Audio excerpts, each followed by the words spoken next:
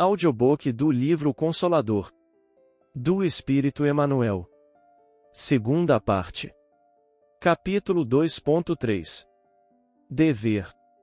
185. Quais são as características de uma boa ação? A boa ação é sempre aquela que visa o bem de outrem e de quantos lhe cercam o esforço na vida.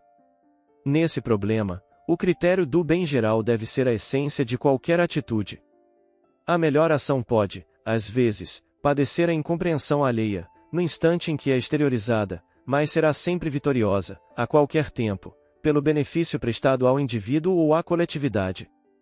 186. O acaso deve entrar nas cogitações da vida de um espiritista cristão?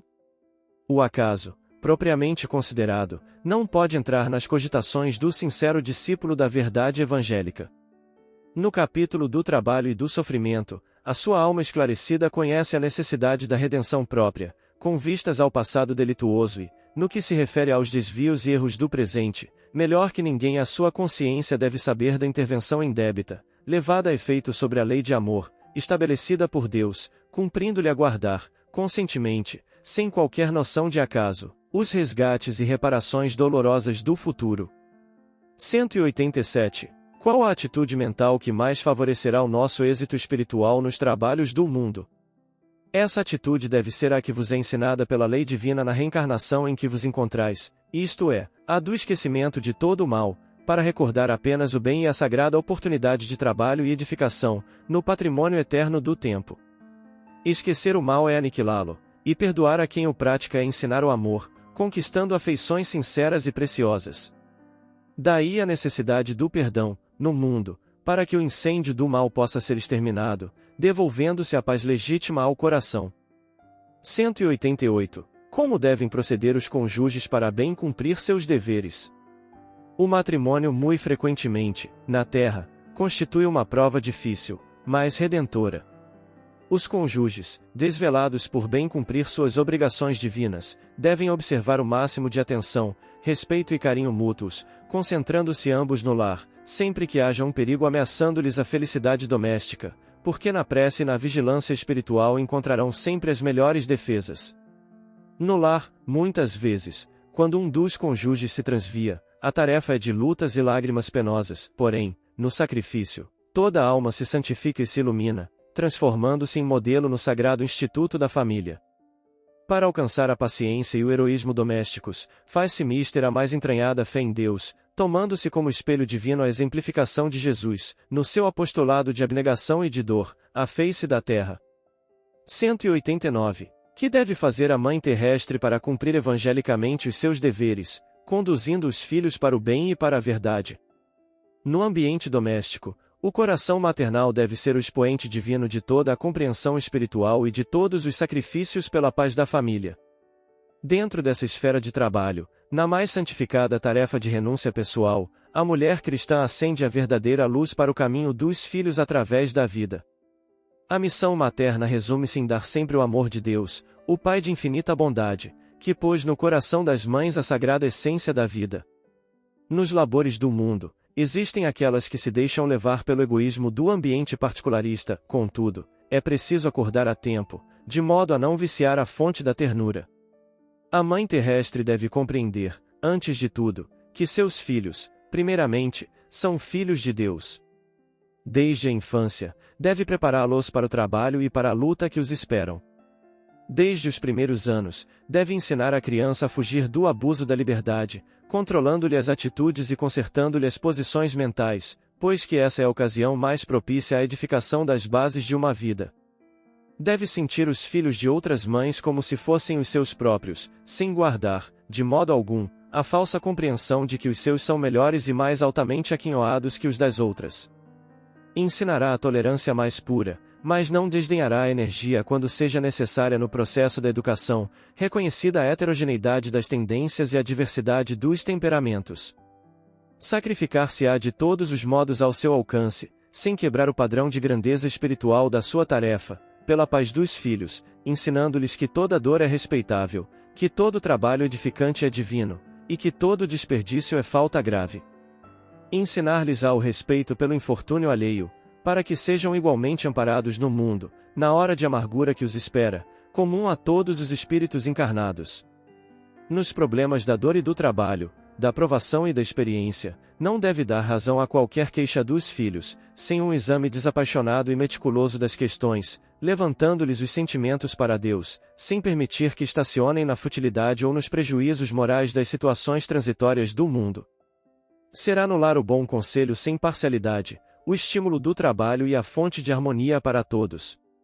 Buscará na piedosa Mãe de Jesus o símbolo das virtudes cristãs, transmitindo aos que a cercam os dons sublimes da humildade e da perseverança, sem qualquer preocupação pelas gloriolas efêmeras da vida material. Cumprindo esse programa de esforço evangélico, na hipótese de fracassar em todas as suas dedicações e renúncias, compete às mães incompreendidas entregar o fruto de seus labores a Deus, prescindindo de qualquer julgamento do mundo, pois que o Pai de Misericórdia saberá apreciar os seus sacrifícios e abençoará as suas penas, no Instituto Sagrado da Vida Familiar. 190. Quando os filhos são rebeldes e incorrigíveis, impermeáveis a todos os processos educativos, como devem proceder os pais? Depois de movimentar todos os processos de amor e de energia no trabalho de orientação educativa dos filhos, é justo que os responsáveis pelo Instituto Familiar, sem descontinuidade da dedicação e do sacrifício, esperem a manifestação da providência divina para o esclarecimento dos filhos incorrigíveis, compreendendo que essa manifestação deve chegar através de dores e de provas acerbas, de modo a semear-lhes, com êxito, o campo da compreensão e do sentimento. 191.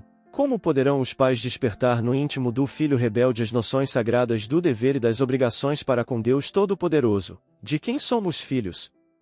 Depois de esgotar todos os recursos a bem dos filhos e da prática sincera de todos os processos amorosos e enérgicos pela sua formação espiritual, sem êxito algum, é preciso que os pais estimem nesses filhos adultos, que não lhes aprenderam a palavra e a exemplificação, os irmãos indiferentes ou endurecidos de sua alma, comparsas do passado delituoso, que é necessário entregar a Deus, de modo que sejam naturalmente trabalhados pelos processos tristes e violentos da educação do mundo.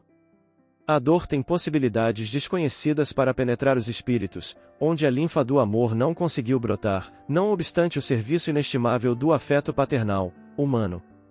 Eis a razão pela qual, em certas circunstâncias da vida, faz-se mister que os pais estejam revestidos de suprema resignação, reconhecendo no sofrimento que persegue os filhos a manifestação de uma bondade superior, cujo buril oculto, constituído por sofrimentos, remodela e aperfeiçoa com vistas ao futuro espiritual. 192. A mentira retarda o desenvolvimento do espírito. Mentira não é ato de guardar a verdade para o momento oportuno, porquanto essa atitude mental se justifica na própria lição do Senhor, que recomendava aos discípulos não atirarem a esmo a semente bendita dos seus ensinos de amor. A mentira é a ação capciosa que visa o proveito imediato de si mesmo, em detrimento dos interesses alheios em sua feição legítima e sagrada, e essa atitude mental da criatura é das que mais humilham a personalidade humana, retardando, por todos os modos, a evolução divina do espírito. 193. A verdade, quando dita com sinceridade e franqueza rudes, pode retardar o progresso espiritual pela dor que causa? A verdade é a essência espiritual da vida. Cada homem ou cada grupo de criaturas possui o seu quinhão de verdades relativas, com o qual se alimentam as almas nos vários planos evolutivos. O coração, que retém uma parcela maior, está habilitado a alimentar seus irmãos a caminho de aquisições mais elevadas. Todavia, é imprescindível o melhor critério amoroso na distribuição dos bens da verdade, porquanto esses bens devem ser fornecidos de acordo com a capacidade de compreensão do espírito a que se destina o ensinamento, de maneira que o esforço não se faça acompanhar de resultados contraproducentes. Ainda aqui, podemos examinar os exemplos da natureza material. A nutrição de um menino deve conter a substância mantenedora da vida, mas não pode ser análoga à nutrição do adulto. A despreocupação nesse assunto poderia levar a criança ao aniquilamento, embora as substâncias ministradas estivessem repletas de elementos vitais. 194. Devemos contar, de maneira absoluta, com o auxílio dos guias espirituais em nossas realizações humanas? Um guia espiritual poderá cooperar sempre em vossos trabalhos, seja auxiliando-vos nas dificuldades de maneira indireta, ou confortando-vos na dor, estimulando-vos para a edificação moral, imprescindível à iluminação de cada um. Entretanto, não deveis tomar as suas expressões fraternas por uma promessa formal, no terreno das realizações do mundo, porquanto essas realizações dependem do vosso esforço próprio e se acham entrosadas no mecanismo das provações indispensáveis ao vosso aperfeiçoamento. 195. Como poderemos encontrar, dentro de nós mesmos, o elemento esclarecedor de qualquer dúvida, quanto à qualidade fraternal e excelente do ato que pretendamos realizar nas lutas cotidianas da vida de relação? Aqui, somos compelidos a recordar o antigo preceito do amor ao próximo como a nós mesmos. Em todos os seus atos, o discípulo de Jesus deverá considerar se estaria satisfeito, recebendo-os de um seu irmão, na mesma qualidade, intensidade e modalidade com que pretende aplicar o conceito, ou exemplo, aos outros.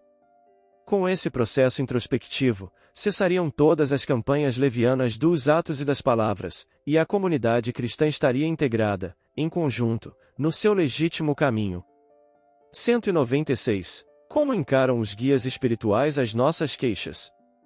Muitas são consideradas verdadeiras preces dignas de toda a carinhosa atenção dos amigos desencarnados.